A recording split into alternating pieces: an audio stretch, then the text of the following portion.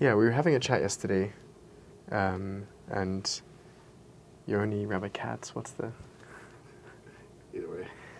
Yoni was sharing a lot of the things that he'd taken from your teachings of Chassidus that English translate.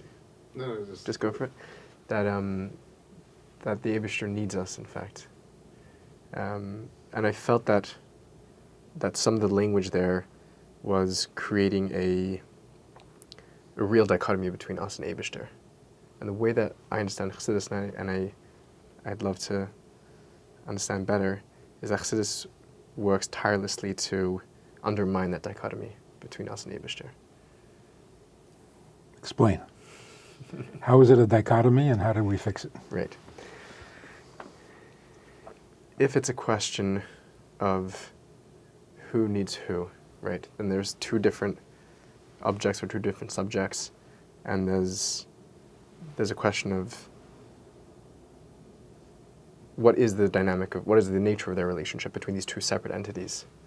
And the way that I understand Chassidus is that while that is true on certain paradigms of reality, on deeper paradigms, that duality ceases to be, and the truth of reality is revealed that there is no separation between us and Eibishter. So what then is the relationship? The way that I understand it is that it's a relationship of the self to the self, and that's what seems to be revealed in Messianic age, Lasad Levi. So this relationship of self to self, is that optional? No, it's fact. Right. So it's not a rotzen, it's something more. It's reality. It's essential. Right, precisely. And that's really what we mean when we say need. That it's not optional. It's necessary, not something he thought up at some point. And so yeah, we're saying the same thing. But the word need is controversial. I think the word he is controversial, because it seems to still be at least linguistically positing something outside of us. So how would you refer to it? Us.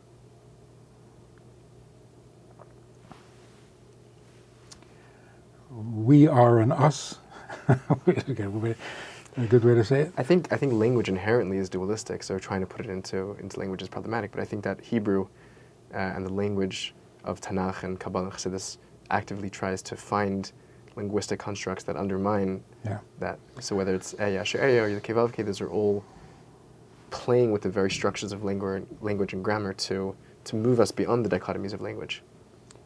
Although there are those conditions as well. Yes. They're all madregas and sure. Right? So ultimately, Yisrael v'Kodesh Brichu kul echad. Correct. How does that express itself? Number one, he needs us. Number two, he chooses us. Number three, he's our father. Number four, he's our king. And number five, he's our creator. And then you go either down the ladder or up the ladder. But yeah, that's exactly right. My concern is that that language, and certainly those paradigms are used, all of those relationships are employed from Tanakh onwards, but it seems to be that Chassidus is trying to get to a place where those relationships are no longer ultimate, where it tries to move to a place... There's only one ultimate. There's only one ultimate, right. And I think it's more the Rebbe than Chassidus in general. Certainly, yeah. In previous generations, we didn't go that far.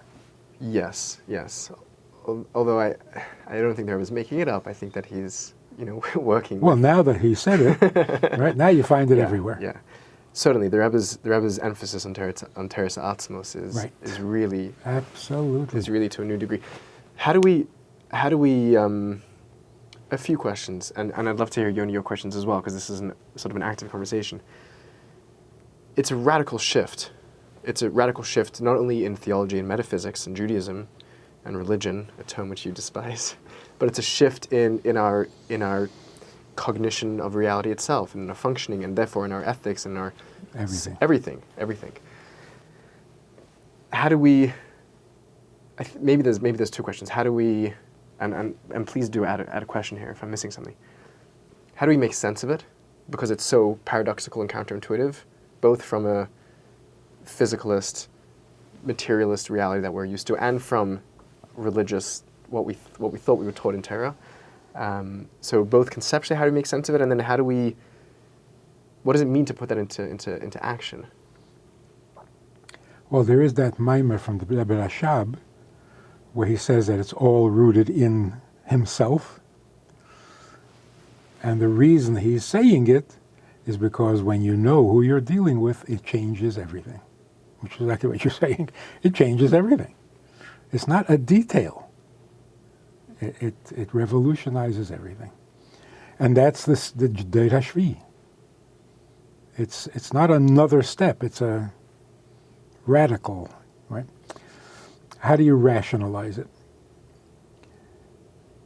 Those who have never learned Chassidus don't have a problem. There's God, and there's us, and we're inseparable. Okay. Nobody has a problem with that. But when you learn Chassidus, and you know that there is Memala Kol Almim, and there is Seviv Kol Almim, and there's levels and levels and levels, then you think of God as the highest level, right, but another level. Right. So as you go up, there is less need. So if you get to the Eibishter himself, no need, because he is the highest level. But that's not true. It doesn't make sense even. He's not a level. He's not a condition of Kedusha. He is he. That's a radically different. So I think that people learn Chassidus get stuck with Etzem and Atzmus. Etzem is a level. So there's Memala Kol Almim, Seviv Kol Almim, and Etzem. But he's not Etzem. He's not the essence versus the detail or the Eid or the Ma'id. He's beyond all of it. So you can't say that as you go up levels, he will be the one that is the furthest removed. The opposite. He is the one that is most involved. Because levels all have their restrictions. So the higher something is, the more restricted it is. Right? A higher level can't come into a lower level. Infinite can't come into finite. Holiness can't come into unholiness. But he is not infinite, and he is not holy, and he is not powerful. He is. So you can't. So people say, oh, he, God himself? No, he can't care. He's too high. He's not high. He's God. And that little shift. Right.